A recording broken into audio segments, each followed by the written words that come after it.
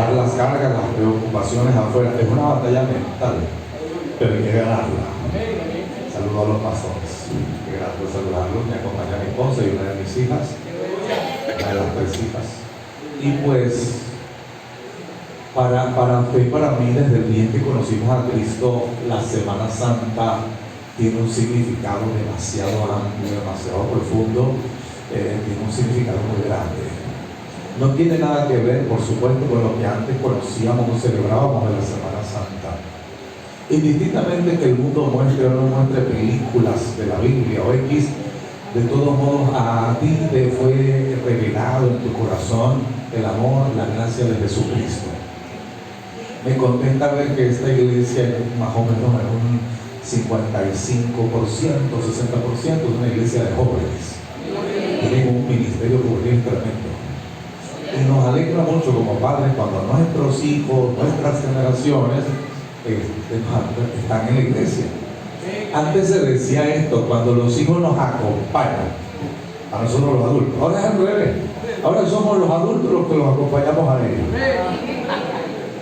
Se lo explico de esta manera. Antes nosotros elegíamos la iglesia y los hijos tenían que soportar inclusive determinadas congregaciones donde ellos no encontraban cuadre ahí en ningún lado, porque no sé, hacíamos iglesia pensando nada más en los abuelitos y no pensábamos en los hijos y los nietos de esos abuelitos, que son la felicidad después de Cristo de esos abuelitos. Hoy día me he dado cuenta, recorriendo el país con mi esposa, nos hemos dado cuenta de algo. Tenemos esa estadística, alto porcentaje, que ahora las iglesias son los muchachos y los adultos los acompañan, porque los papás, los abuelos dicen: yo quiero ver esa iglesia donde estás yendo porque te veo tan contento, tan alegre, quiero ir allá, quiero acompañarte. Me alegra que estemos haciendo iglesia generacional.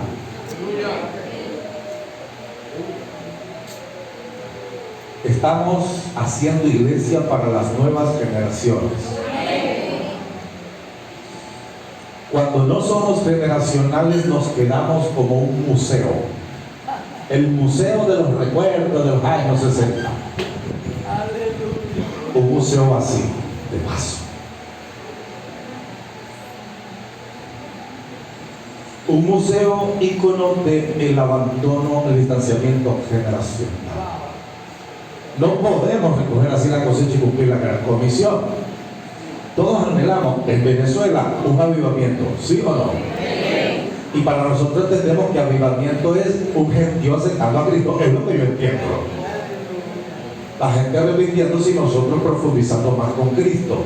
Eso es lo que yo entiendo de avivamiento. Los eventos, las pachangas evangélicas, eso viene después.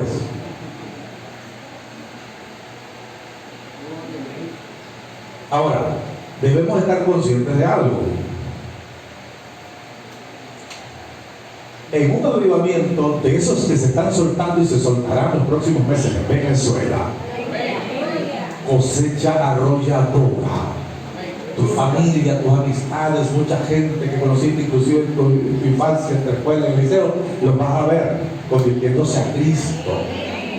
Y no solitos, como algunos de nosotros, primero llegar solitos, sino familias enteras. Si anhelan eso aquí en León de Judá, yo también, lo estamos viendo y nos estamos preparando para hacerlo lo mejor posible.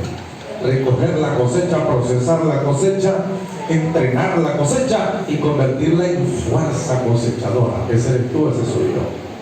Ahora, esta es la gran pregunta. ¿Estamos dispuestos a recibir toda la cosecha que Dios nos mande? ¿Estamos dispuestos a recibir toda la cosecha que el Espíritu Santo nos va a enviar? ¿O que vamos a traer? Porque va a venir de todo. O sea, no es lo mismo cuando la cosecha viene procesada y empacada y qué chévere, a cuando viene así como vino Lázaro saliendo de la tumba, hediondo, ha muerto y envuelto en esas lindas, y Jesús nada más lo resucitó. Lo sobrenatural lo hizo él. Luego lo natural se lo entregó a los demás. Les dijo: desátenlo, déjenlo ir. Entonces Jesús hace lo sobrenatural, cambia los corazones, salva las vidas. Eso no lo haces tú, eso lo hace el Señor. Ahora, ¿qué haces tú? ¿Qué hago yo? Acompañar a las personas en su proceso de cambio, como un día se apiadaron de nosotros y nos acompañaron y nos soportaron y nos aguantaron nuestra mundanalidad. Esto nos dice que nadie nace santo, nadie va a venir de una vez doctrinado y listo para el chapuzón, para el bautizo.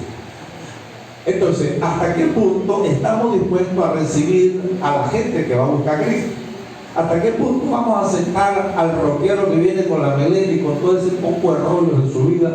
Al santero que todavía viene a Cristo, pero le da miedo quitarse los collares porque piensa que no sé qué, los chuki lo van le van a jalar los pies a medianoche. ¿Hasta qué punto vamos mientras cambia y se es regenerado el gay, la lesbiana, hasta qué punto vamos a brindarle amor? Esta es la pregunta. ¿El abrazo se lo vamos a dar cuando lleguen así todos estartalados como llegamos tú y yo un día? ¿O vamos a esperar que estén bien cambiados, bien transformados, bien chévere, hasta tú sabes? Y después es que le vamos a tratar bien la mano del abrazo. ¿Cómo va a ser la cosa? Porque cuando la cosecha viene, trae de todo. Y Dios se está reservando el cuidado de no zumbar a cualquier barranco su cosecha, donde se la vayan a maltratar, ofender o herir. Entonces, ¿qué espera Dios de nosotros aparte de que oremos, ayunemos y amemos a Cristo y a la gente? ¿Qué espera Dios de nosotros? Que cambiemos esto aquí. Cambiemos esto aquí. Cambiemos la mentalidad. ¿Okay? Hay que cambiar. ¿Quiere cosecha? Nada más hay uno y tres por allá que quieren cosechar. Hay que cambiar. Hay que sacar el chip en donde la gente debe ser lo más importante. Si la gente es lo más importante para Cristo, la gente es lo más importante entonces para nosotros. Necesitamos ver a la gente como la ve el Señor. Necesitamos amar a la gente como la ama el Señor. De hecho, necesitamos soportar a la gente como nos soportó el Señor y nos sigue soportando. Porque Dios no le va a tirar la cosecha a cualquier sitio donde la van a aporrear en vez de sacar. El Señor no nos va a entregar a las Lázaro y las Lázaras resucitadas para que los tiremos para el sepulcro otra vez del rechazo o del malestar. Dios quiere que los liberemos, que los sanemos, para que ellos amen y sirvan al Señor y sean testimonio. Y cuando queremos que Dios nos dé 1000 almas, Dios primero nos da 50 y ve qué vamos a hacer con ellas. Si pasamos el examen, nos suelta 100 y luego 200 y la opción, la habilidad y toca gente. Mira, ven para allá, Dios te cura, algo está pasando y se corre la voz y Dios abre los cielos, toca los corazones. Pero si no pasamos el examen con 50, ¿cómo rayos vamos a pedir 1000? Ay, Dios mío. Las matemáticas no fallan, ni en la vida espiritual. Bien, ese era un saludo. Yo quiero que compartamos victoria en Cristo. Me apasiona hablar de Jesús. ¿Sabe? Hay muchos temas por los que uno puede hablar. Pero yo hablo de Jesús con una pasión porque es que disfruto leer algo de Jesús. ¿Sabe? Cuando quiero escuchar a Jesús, ¿sabe qué hago?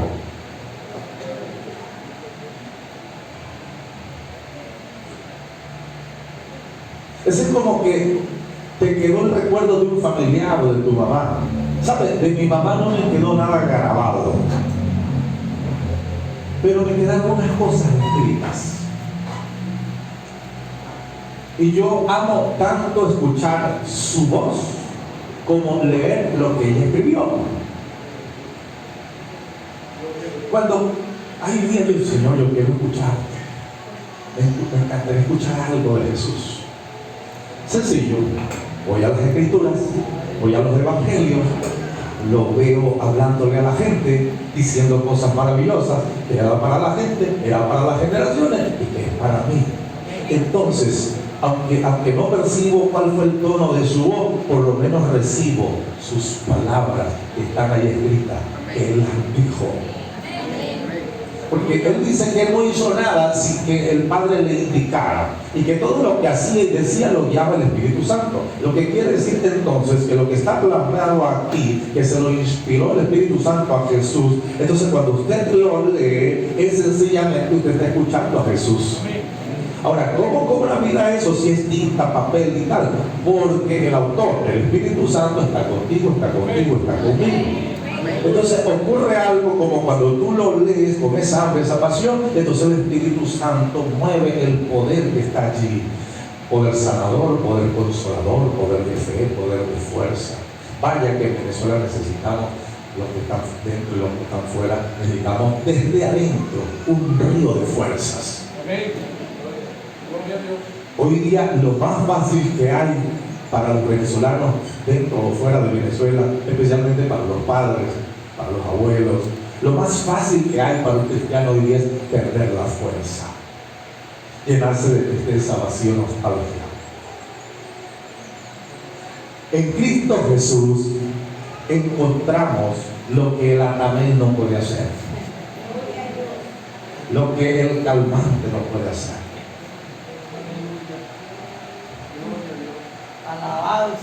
Voy a escuchar una musiquita allí porque estoy triste. Yo le recomiendo a los hermanos que cuando se sientan muy deprimidos, número 1, no lean el libro de Job. Tampoco lean el libro de Eclesiastés. Ni se les ocurra ponerse a escuchar la canción de Marino de la Gran Tribulación en esos momentos. Porque va a terminar enguayabao y lleno de chuquis de tristeza. Usted está triste, alabe a Dios. Sacúdese el malestar. Eso es como cuando esas competencias que hacen de brazo, ¿verdad? Ayúdeme, hermano. Esto está chévere aquí. Usted ponga la mano aquí y yo la pongo. No me gana yo tampoco lo voy a ganar. Pero estamos empujando los dos. Entonces, supongamos que yo soy la tristeza y él es la fe y el gozo. Entonces él está empujando para que no lo domine la tristeza, ¿verdad? La nostalgia, está empujando. Pero el cristiano que no empuja, se deja. No, mientras que mire, que gane el gozo, porque el gozo del Señor es la fortaleza. Gracias, aplauso para Pablo. Oiga, hay una batalla interna en cada uno de nosotros. Cada día, cada noche, contra el vacío, contra la ansiedad, contra la desesperanza, contra la tristeza, contra el dolor, que si el bolívar, que si el dólar, que subió, que si no subió. Pero tu fe no puede bajar. Yo no puedo controlar el precio del dólar, yo no puedo resolver el precio del bolívar, pero sí puedo controlar los niveles de mi fe, sí puedo resolver mi fe. Vamos con eso. Se la voy a decir en cámara lenta. Yo no puedo ni usted controlar el asunto del dólar, pero hay algo que puedo resolver. ¿En qué nivel mandar mi fe? Frente al dólar y a las circunstancias. Esa sí es mi responsabilidad. Y con Cristo tengo cómo hacerlo. Es cuestión de disponerse a hacerlo. Amar a Cristo, adorar a Cristo y servir a Cristo. Así es. Usted lo decide. Hay dos seres luchando dentro de nosotros. Está el Jaime humano, carnal, el que crió mi mamá, el que crió la cultura venezolana, el que crió el barrio El Carmen donde nací, crecí, el que crió la escuela Alberto Carnevali o el Liceo Fortunato Orellana, o la escuela de béisbol, y todos esos escenarios en donde crecí y fui programado. Entonces hay el Jaime que ha sido programado por Cristo, por la palabra de Dios, el que dice que todo lo puede en Cristo, el que dice que el Señor es su pastor y nada le va a faltar. Ese Jaime que sabe que la sabiduría viene de Dios. Entonces hay una lucha entre el Jaime que quiero ser, el humano, el carnal, el de la cultura, y el Jaime que el Espíritu Santo quiere que yo sea, el que me acerca a Cristo y por ende me da fuerza, paz, gozo, y entonces puedo tener paz en la tormenta. Aquí no se trata de que voy a sentar a esperar a ver si que Dios me auxilie en medio de la tribulación, no. Aquí se trata de que yo asuma mi actitud con Jesucristo de fe, esperanza, poder Amén. Y en medio del palo de agua de la circunstancia, aguanta el temporal, pero con Cristo usted lo aguanta.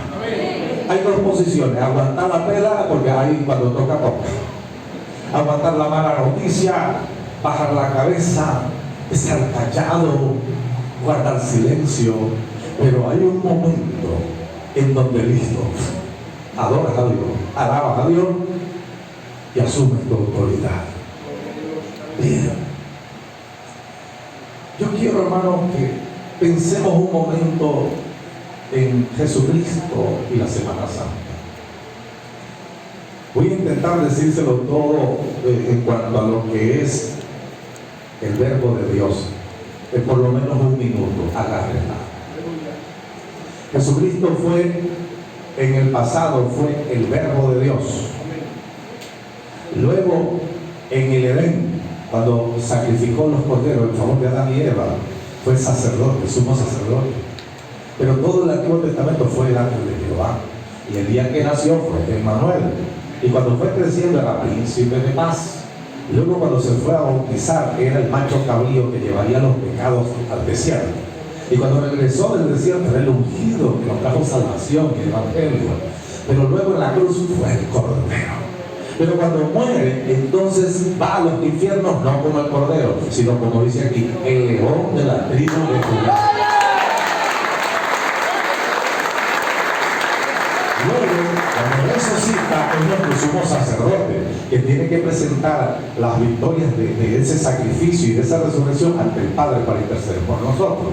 Pero eso fue un lapso de tiempo muy corto, porque luego se vino a disfrutar 40 días con los discípulos de lo que conocemos como las primicias. Jesús, nuestra primicia de resurrección y de salvación. Ahora, después de las primicias, Él subió al cielo. Y entonces un día vendrá como el novio que viene a buscar a su iglesia, a su novia. Pero luego también vendrá como el juez que juzgará al anticristo, al falso profeta y a Satanás. Y luego vendrá como rey de reyes y señor de señores para establecer su reino milenial, donde tú y yo, con cuerpo glorificado, vamos a reinar. Y luego la eternidad futura, donde el Apocalipsis 22 dice que será el árbol de la vida. Son nada más que 15 manifestaciones del Hijo de Dios. Ahora, yo quiero compartir con ustedes el hecho de que cuando la caída en el jardín del Edén, el pecado nos vencía. El pecado podía más que nosotros. Y toda la generación humana nació vulnerable ante lo que le rodea, lo más malo que le rodea. No se nos hacía más fácil hacer lo malo que lo bueno. Se nos hacía más fácil aprender lo malo que aprender lo bueno. Y cuando aprendíamos lo bueno, por alguna razón, luego por un descuidito terminamos desviándonos a lo malo. Porque, como dijo el apóstol Pablo, el mal está en mí. Pero un día, cuando Cristo vino a nuestros corazones, entonces nos dio esa fortaleza que hoy puedo decir: todo lo puedo en Cristo que me fortalece. Y esas batallas internas las puedo superar caminando con Cristo, leyendo de Cristo, sirviendo a Cristo, congregándome en la iglesia y llenándome de Dios, y teniendo un grupo de amistades cristianas que también aman y sirven a Cristo. Y todo eso se conforma un ambiente. No solo necesito un mensaje, necesito a Cristo, pero necesito un ambiente de personas como yo que aman a Cristo. Ok. Ahora, en el punto, tengo acá 5 puntos que les quiero desglosar acerca de Jesucristo. Y el punto A, en el jardín del Edén, donde todo iba muy bien. En el jardín del Edén todo iba muy bien. Luego de la caída comenzaron los problemas. Pero no solamente miremos la caída, el problema, sino que en el Edén, así como que comenzó la destrucción de la raza humana, también comenzó a mostrarse, a revelarse el protoevangelio. Es decir, todo el Antiguo Testamento que indicaba que los tipos o las cosas que representaban al Cordero que vendría, al Cristo que vendría. Les puedo decir fácilmente esto: comenzó a mostrarse que había un plan de rescate. Entonces, en el Edén se predicó el Evangelio por primera vez en forma de tipos, o el prototipo, el protoevangelio. Quiero ir al punto B, hablando de la caída, y específicamente ya hablando de Caín y Abel, porque ya hablaríamos entonces de las consecuencias iniciales de la caída desde el Edén. Esas consecuencias iniciales fueron personales, consecuencias personales. Luego las consecuencias vinieron sobre las primeras familias de la tierra. Luego esas consecuencias vinieron sobre las naciones y finalmente sobre las generaciones. Por cierto, un punto muy particular, ¿dónde nació la religión o las religiones? Precisamente en Génesis capítulo 4, cuando Abel, pastor de ovejas, hermano de Caín, en el protoevangelio nos avisaba que la salvación de la raza humana vendría por el sacrificio de un cordero. Entonces Caín trajo una ofrenda a su manera y no quiso nada con el cordero. Entonces, fíjense esto, Abel representa la fe cristiana. Caín representa al hombre buscando a Dios a su manera, sirviendo a Dios a su manera. Caín viene a ser la piedra angular de más de las 3.000 religiones que oprimen el mundo, mientras que Abel viene siendo la piedra angular que apuntaba al sacrificio del cordero. Por cierto, quiero entonces explicar algo con respecto a esto de Abel y Caín. Fíjense que no estaba mal que Caín trajera la ofrenda de los productos de la tierra. El punto es que antes de dar la ofrenda que él había producido, tenía que reconocer la ofrenda que Dios nos estaba dando a través de su hermano Abel, que era el protoevangelio, el cordero, las ovejas que cada quien tenía que sacrificar. Por cierto, en toda la Biblia y en toda la historia de la creación y de la redención, hubo 4 corderos, ¿saben? El primer cordero, o los primeros tiempos, era un cordero por persona. Se sacrificaba un cordero por persona, anunciando que un día vendría el cordero de Dios. Luego, cuando Israel va a salir de Egipto, se sacrificó de ahí en adelante un cordero por familia, que había 2 formas de cordero. Luego, cuando se construye el templo, anualmente se sacrificaba un cordero por toda la nación, hasta que vino Jesucristo y él fue un cordero por todas las naciones, por todas las generaciones. Entonces, voy con este punto, demasiado importante. Entonces, los 3 primeros corderos, o los 3 corderos del protoevangelio, prepararon el camino para el cordero de Dios. Los primeros tiempos de la historia, se sacrificaba un cordero por persona.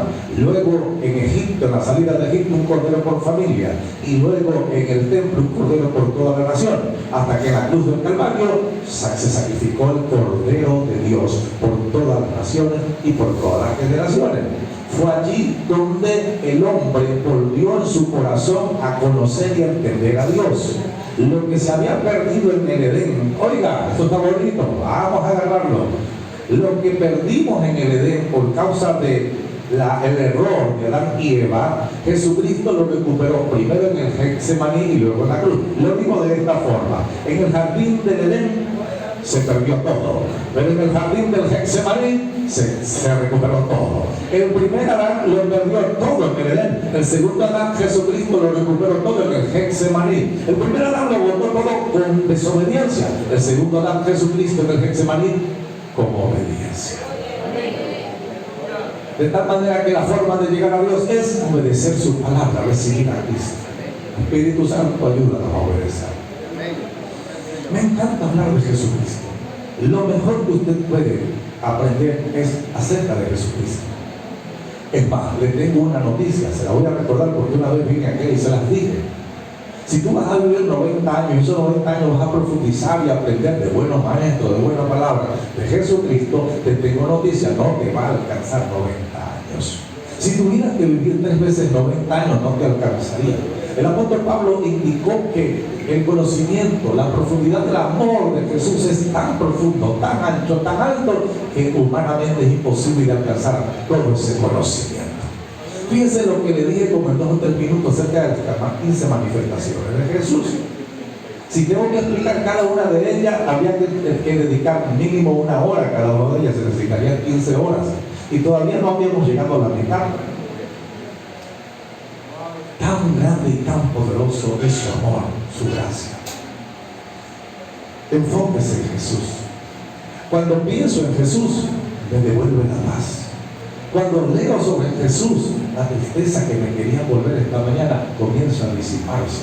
Cuando alabo a Cristo Jesús, el miedo, el temor, la debilidad, la decepción comienza a esfumarse. ¡Qué poderoso es el nombre de Jesús. El nombre de Jesús va a ser poderoso en tu boca cuando el nombre de Jesús es conocido en tu corazón. ¿Cómo hago para tener el poder de Jesús? Eso es sencillo. Será poderoso en tu boca cuando sea poderoso el conocimiento de Jesús en tu corazón. Yo quiero ir al punto, tengo que hablar un punto C, el protoevangelio. Y quiero hablar del protoevangelio en dos elementos muy importantes. En Génesis 18, el Hijo de Dios se le revela a Abraham y comió con él. Pero en Génesis y le dice, vas a tener un hijo.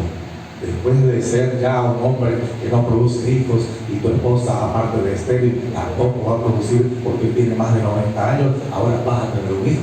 Pero ¿sabes qué? Tuvieron el hijo, pasaron 13 años y luego el mismo Señor le dijo, ahora me vas a sacrificar a tu hijo.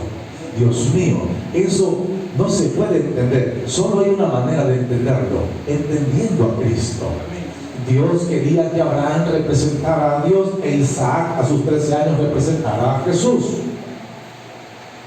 Porque estábamos en el protoevangelio. Entonces, cuando iban rumbo al monte Moriah, donde Abraham iba a sacrificar a su hijo por orden de Dios, porque Dios lo estaba probando, Abraham le dijo a los muchachos que le acompañaron a cuidar las cosas, a unos muchachos que le acompañaron, le dijo, esperen aquí, que el muchacho y yo iremos al monte a adorar y luego regresaremos. Dios sabía con quién estaba tratando. Dios sabía que ya Abraham andaba en un nivel de fe donde podía demandarle cosas, probarlo en cosas para poder bendecirlo grandemente. Porque Abraham sabía que número uno, ese sacrificio era un acto de adoración. Y número dos, que si sacrificaba al muchacho, Dios lo iba a resucitar. Por eso dijo, iremos, adoraremos y regresaremos. Aunque el hombre iba triste. Ahora, ¿sabe qué llevaba Abraham rumbo al monte Moriah? Llevaba un cuchillo, dice Génesis 22, y llevaba fuego. Ya el hombre había descubierto el fuego. Y no solo había descubierto el fuego, sino la manera de cargar fuego. El hijo de 13 años que representaba a Jesús llevaba la madera o la leña. Como cuando Dios guiaba a Jesús al Calvario para derramar los juicios de los pecados de las generaciones y nuestros sobre Jesús, y Jesús llevaba la leña, que era la cruz. Y cuando Abraham está allí con su hijo y ya listo para sacrificarlo y lo tiene amarrado, el mismo Hijo de Dios se revela allí como el ángel de Jehová y le dice, no mates al niño, he visto que no me negaste a tu hijo. Entonces hay una palabra clave que dijo Abraham cuando el niño, cuando iba camino al cerro, el niño le preguntó, padre, tenemos fuego, tenemos leña, ¿dónde está el cordero? Con mucho dolor, pero con confianza, Abraham dijo, Jehová Jireh. Y en la traducción original del hebreo, Jehová Jireh quiere decir, el Señor se proveerá de cordero. Cuando el Señor le dijo a Abraham, no sacrifiques al muchacho, el Señor le proveyó un carnero, no un cordero, y terminó sacrificando un carnero. El macho cabrío es el esposo de las cabras, pero el carnero es el esposo de las ovejas. No le proveyó un cordero. ¿Sabe por qué? Porque la expresión profética de Abraham en el monte Moriah fue, el Señor se proveerá de un cordero. Entonces allí cuando le proveyó el carnero, no le estaba proveyendo el cordero, no se está cumpliendo allí Jehová Jireh. De alguna manera se cumplió Jireh porque Dios proveyó, pero por allí proveyó fue un carnero, pero la revelación era un cordero. Gloria a Dios. Siglos después, el templo se construye en ese mismo monte, en el monte Moriah. Y anualmente se sacrificaba un cordero que representaría el cordero de Dios, que a pocos kilómetros del templo sería sacrificado allí en el monte Calvario, fuera de la ciudad. Y ese era el cordero que Dios se estaba proveyendo para resolver la maldición en la raza humana y en las generaciones. Cuando usted reciba a Cristo, voy con esto, agárrela. Cuando usted reciba a Cristo, usted no está bajo maldición. ¿Me escucharon? Cuando usted recibe a Jesucristo, de ahí en adelante, ya usted no está bajo maldición. No hay maldición que le caiga, no hay brujería que le caiga, no hay plaga que le caiga, no hay pava que le caiga. Nadie puede estar diciendo que ando más salado que un bacalao, no. Porque ya no está bajo la maldición de este mundo y del pecado. Ahora está bajo la bendición de Jesucristo, la bendición del Hijo de Dios.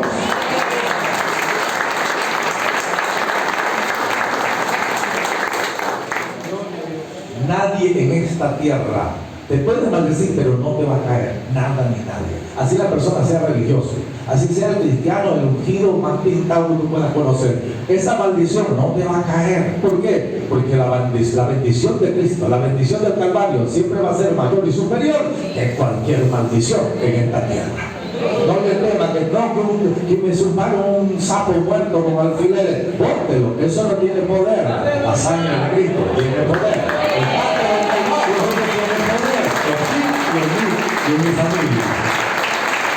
Así que deje los miedos y deje, usted sabe, el teatro. Deje el teatro. Deje el tormento. Deje la novela. La casa. Te queda bonito la actuación, pero no. Deja la novela, chico. Agárrese gallo y bótalo. Es que están haciendo pactos. Eso es fetiche. El pacto verdadero y poderoso es el pacto del Calvario. Y está contigo. Tú lo agarraste para ti y para tu familia. Nada de eso te puede caer. No, que iba sentado en el transporte, tenía un tabalao aquí al lado con no sé collar y otro aquí, y yo, Dios mío, Señor, ¿cuál es el problema, chico? Que está en ti es mayor que el que está en el mundo, ¿vale? La luz que está en ti está iluminando las tinieblas que están en el corazón de ellos. En tu vida hay una gloria, hay un poder que estos ojos no lo pueden ver, pero los demonios sí lo pueden ver y les perturba. ¡Aleluya! Entonces, no le niegue tu saludo, tu presencia, tu cercanía a alguien necesitado de Cristo, porque nada más que le deje una frase o nada más que le pase cerca algo de ti hacia esa persona, Dios puede hacer. Entonces, no piense lo que te va a zumbar la persona, piensa lo que tú le vas a zumbar a la persona, el Cristo que está en ti. Porque en 1 Juan 4:4 dice que el que está en mí es mayor que el que está en el mundo. Y ahí lo dice, y yo lo creo, y listo, se acabó. Ok, vamos ahora al punto D. Cristo proclama el Evangelio y lo sella en la cruz. Esto me gusta tanto. ¿Sabe por qué? Porque Isaías 25:7 dice que son hermosos los pies de quien anuncia. Y en primera instancia, esta profecía mesiánica se refería a los pies de Jesucristo que anunciarían en las montañas de Jerusalén y de todas las ciudades el Evangelio del perdón y de la gracia. Pero ¿sabes lo que más me impacta? Cuando aquella mujer, María, la hermana de Lázaro, en San Juan 12, ungió los pies de Jesús con ungüento. Dios mío. ¿Sabe por qué ella está ungiendo los pies de Jesús? Porque ella está confirmando el Espíritu Santo a través de ella que esos pies son hermosos. Porque terminó la tarea de Jesús de anunciar el Evangelio, de caminar las aldeas. Porque esos pies de Jesús fueron bañados con ese ungüento 6 días antes de su crucifixión. Era la última vez que Jesús visitaba un hogar y compartía un hogar, porque de ahí en adelante vendría todo el proceso hacia la cruz. De tal manera que, escuche esto, y esto la vamos a agarrar con práctica. Cuando María, la hermana de Lázaro, ungió los pies de Jesús con ese costoso ungüento, número uno, está reconociendo Isaías 25:7 que esos son los pies hermosos que trajeron el Evangelio. Y número dos, está preparando esos pies con ese ungüento para lo que venía. ¿Qué se venía? Ese ungüento era costoso. El olor de ese ungüento le podía durar a la persona hasta 6 meses. No se le quitaba ni bañándose. Era como un perfume caro, un perfume costoso en donde la persona se echa un toquecito, hermano. Hermano, a mí me ocurrió una experiencia recientemente que fuimos a un lugar aquí en Venezuela. Y pues hay un pastor que lo bendijeron con unas colonias, hermano, que eso cuesta $300 o $400. En mi vida no había visto yo esas colonias, ni las había olfateado. Entonces, cada noche, porque no fueron 4 noches, que yo salía a predicar a su iglesia, que íbamos, entonces él me llamaba para venir acá, como del cuello, y me agarraba por acá y agarraba el perfume. Al otro día me echaba el otro. Bueno, tremendo problema, tremenda bendición, porque cuando nos vinimos, todavía un mes después, mi esposa me lavaba las camisas con jabón. Y aún así, el cuarto olía a esa colonia. Y las camisas las metían a la lavadora con otro y toda la demás ropa olía. No se le quitaba.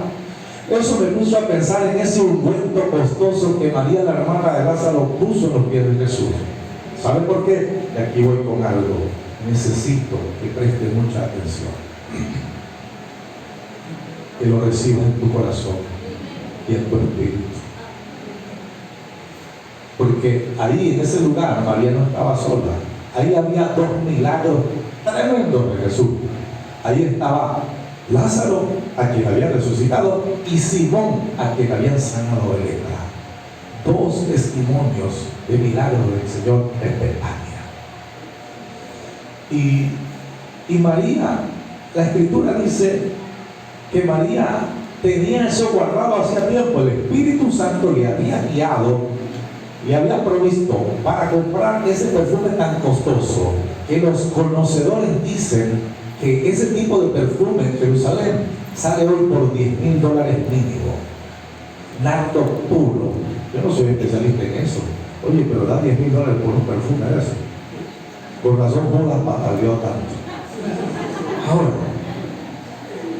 cuando María unge, dice la Escritura que ella hacía tiempo tenía guardado ese perfume para ese momento, pero era el Espíritu Santo a través de María. Ahora, piensen en esto: los pies de Jesús fueron dañados con ese ungüento. Ya rompió el frasco, eso no fue que le echó por medida, rompió el frasco y se lo vació. ¿Sabe qué pasó? Que esos pies estuvieron ungidos cuando fue a la cena con los discípulos, la última cena, y él le lavaba los pies a los discípulos. Jesús olía, el ungüento estaba en sus pies. Cuando fue con ellos al Getsemaní, cuando mi Señor lloraba por ti y por mí en Getsemaní, todavía su ungüento estaba allí, en sus pies y en sus piernas. Cuando Judas vino a traicionarlo por los soldados, sus pies estaban ungidos. Cuando fue presentado frente a Herodes, parado allí, duró tantas horas que ni siquiera se podía ni sentar, sus pies estaban ungidos. Cuando estaba frente a Caifás en el Sanedrín, donde lo juzgaban injustamente, ahí estaba sus pies con ese ungüento. Cuando fue presentado frente a Pilato, al lado de Barrabás. Cuando caminó hacia el Calvario con la cruz apuesta, sus pies estaban ungidos por ese ungüento. Cuando lo estaban preparando para montarlo en la cruz, clavando sus pies. Génesis 3:15. Génesis 3:15. En la caída, allá en el Edén, Dios dijo esto. Le dijo a la serpiente: la simiente, tú vas a herir a la raza humana en el pie, a la simiente de la mujer en el calcañar de los pies. Pero la simiente de la mujer, alguien que vendrá de la mujer, te herirá en la cabeza. Escuche bien, cuando a Jesús le clavaban en la cruz, incluyendo que le clavaban los pies en la cruz, la serpiente lo estaba hiriendo en los pies, en esos pies que estaban ungidos por ese ungüento.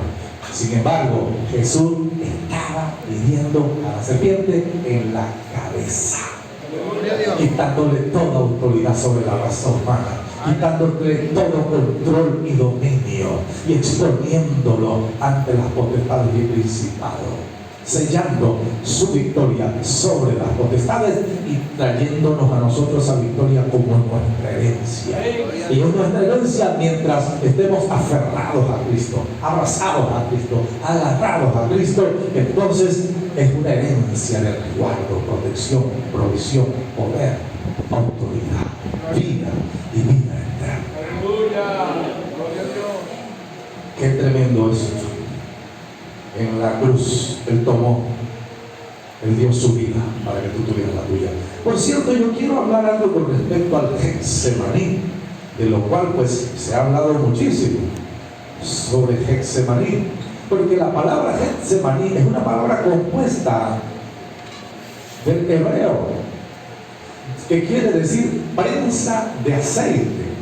Recuerden que Jesús subió con los discípulos al monte de los olivos, y el olivar es el que produce las aceitunas, del cual se extrae el aceite de olivo o de oliva.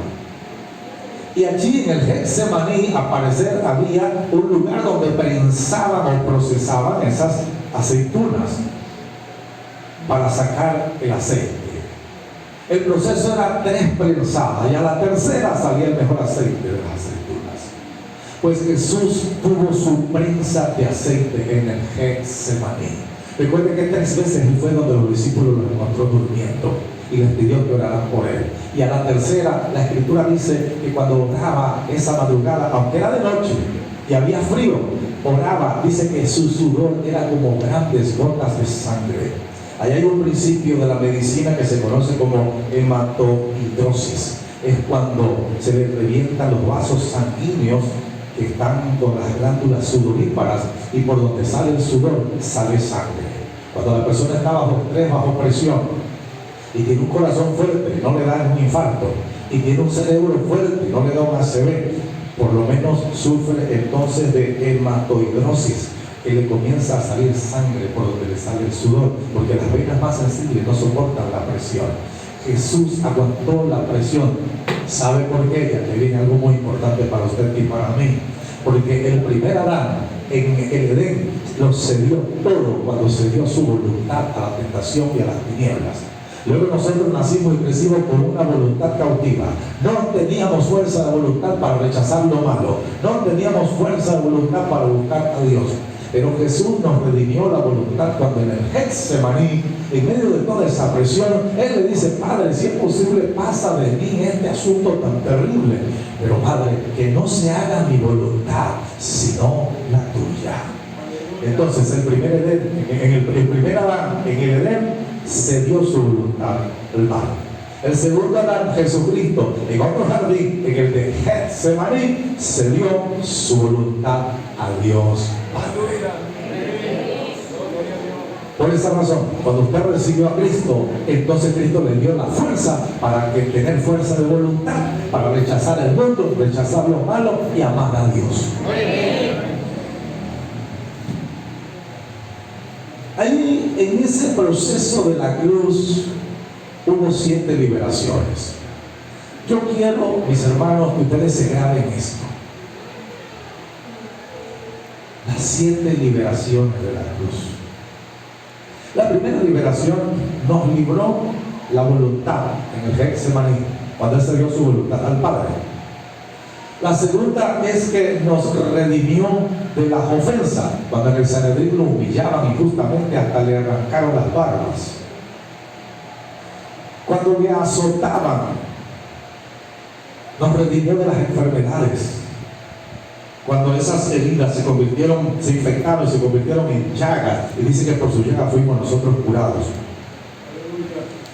Pero luego nos redimió de las caídas, cuando rumbo al Calvario llevaba la cruz y sufrió caídas. La Biblia no dice, pero culturalmente se entiende porque pidieron a alguien que lo ayudara a llevar la cruz. Porque Jesús en el camino a la cruz tuvo sus caídas, redimiéndonos a mí, redimiéndome a mí, redimiéndote a ti en tus caídas. En tus caídas, Él no te juzga, Él te levanta. Y cuando lo van allá a crucificar, cuando le están clavando los pies, yo ahorita voy a decir un resumen. Primero lo explico, ahorita les doy un resumen de 1 minuto. Cuando le están clavando los pies, nos está redimiendo de nuestras andanzas. ¿En dónde tuvieron tus pies? Esos pies tuyos, ¿a dónde te llevaron? Te tengo noticia. Cuando esos clavos traspasaban sus pies, esa sangre que se derramaba allí, te redimía de tus andanzas. De tal manera que el pasado quedó atrás. Eres un ser sin pasado. Nadie puede juzgarte por tu pasado. Te lo borraron. No se va a encontrar. La Biblia dice que lo retiró de nosotros para no acordarse de ellos jamás. Así que si el Señor no se está acordando de tu pasado, no te acuerdes tú. Cuando el diablo te quiera recordar tu pasado, tú a él recuérdale su presente, que fue derrotado en la cruz, y su futuro, que le espera en el lago de fuego. Entonces, cuidado. Sexto, nos redimió de los hechos de nuestras manos. Cuando sus manos fueron clavadas y de sus manos salió sangre. Desde la estafa, desde golpear y herir hasta asesinar, todo eso lo pagó cuando sus manos fueron traspasadas. Nos redimió de los hechos de nuestras manos. Séptimo y último, nos redimió de la pobreza. Mucha gente por allí a través de una canción dice que el trabajo lo hizo Dios como castigo, y eso no es así, porque Adán y Eva antes de la caída trabajaban. Ahora, después de la caída no fue que hubo trabajo, sino que hubo cardos y espinos. Los cardos y espinos representan todo lo que quiere empobrecer al hombre: el pecado, los vicios, el secuestro, la extorsión, el robo, el atraco. Esos son los cardos y espinos. Por eso a Jesús le colocaron una corona de espinas, y precisamente en la cabeza, porque la miseria y la pobreza del ser humano está en la cabeza. Cámbiale la mente y será emprendedor, será administrador, hablará y pensará distinto. Le cambia la mente a la persona. La palabra de Dios tiene para cambiar el alma, el espíritu y la mente.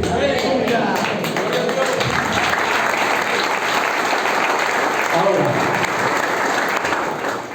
usted va a actuar de acuerdo a lo que hay en su mente.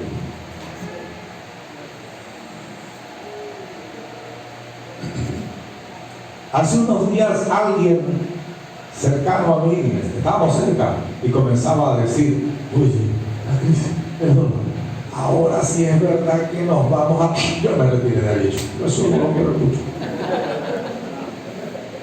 Ahora, si lo escucho, no me voy a comer, no voy a respirar ese aire. Porque si el otro dice que ahora sí es verdad que no vamos a morir, en mi corazón yo digo, y en mi mente yo cancelo eso, porque la Biblia dice, mi Biblia dice que el Señor es mi pastor y nada me faltará. Gloria a Dios. Que todo lo puedo en Cristo que me fortalece. Se da cuenta que la gente quiere saber usted lo que alguien está pensando. Mire la cara. Si anda así, anda triste. Y usted sabe inclusive cuando anda en toalla abajo.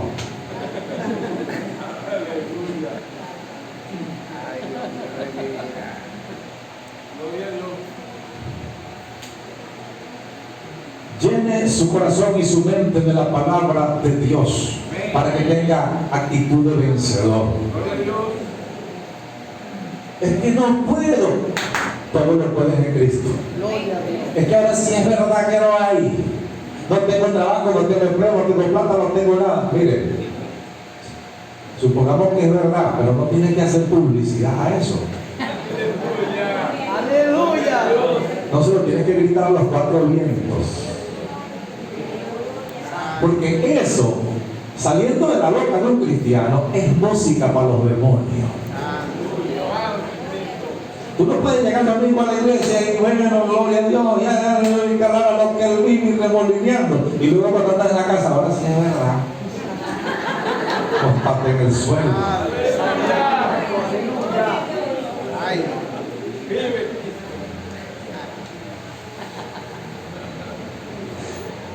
Debe ser horrible, mi hermano, que a mí alguien me diga: oye, hermano, qué buena prédica. Y al ratico esa misma persona y delante de los demás me diga: ese varón, ¿qué? Eso es lo que no sirve para nada, eso no sabe nada. O sea, eso le haces tú a Cristo. Lo exaltas y lo tumbas, lo exaltas y lo pisas. Es el juego. En la iglesia me exalta y todo el mundo sube, ¿no? El pastor contento, no, todo el mundo está gozoso, aquí no hay nadie triste. Oye, pero eso se sabe en la casa, mañana lunes y el martes en la parada.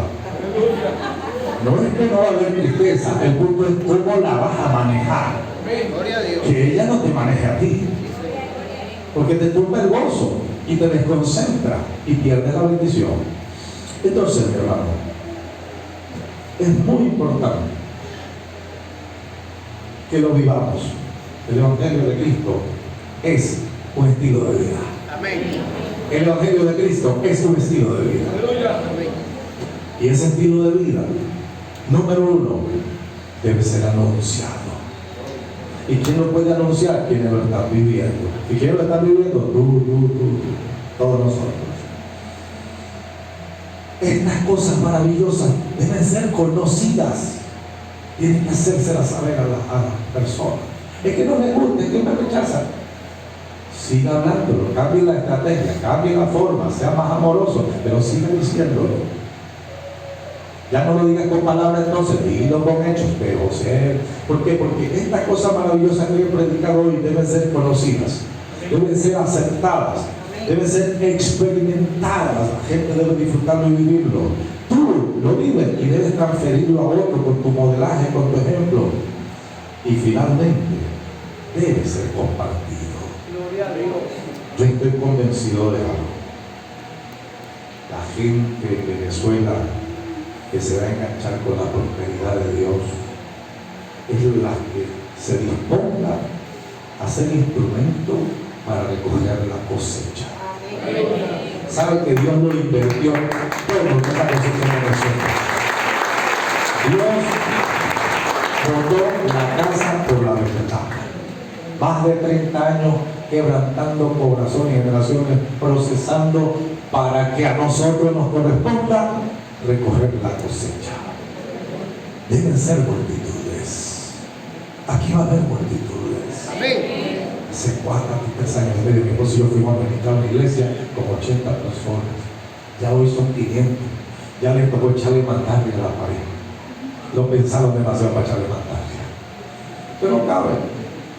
Compraron autobuses. Y les estoy hablando de un campo, de un pueblo, de no van casi gente. Porque dice, no es Chuluguara, pero no es Chuluguara, es un caserío lejos de Chuluguara, Dios mío. Entonces es la iglesia más grande de todo el municipio y no está donde está la gente, está en un caserío.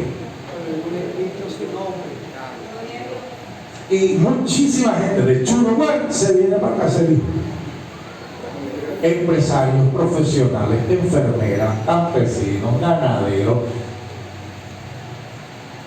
No se queda en Chuluguara, se va para el caserío a congregarse allá. Donde esos locos tumbaron una pared porque la gente no les cabía. La última vez que prediqué había gente así, gente sentada en los pasillos, me dio tanto dolor. Pero lo vio en la foto, me está diciendo, lo vamos a invitar cuando vayamos a inaugurar el nuevo templo. Ajá. Hermano, escuche bien, escuche bien. Ahí cabe mucha gente.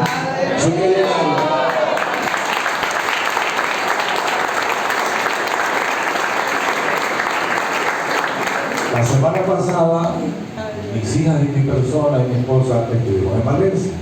Pastor amigo, pastor joven, Gabriel Blanco. Caben 250 personas. 4 servicios los domingos.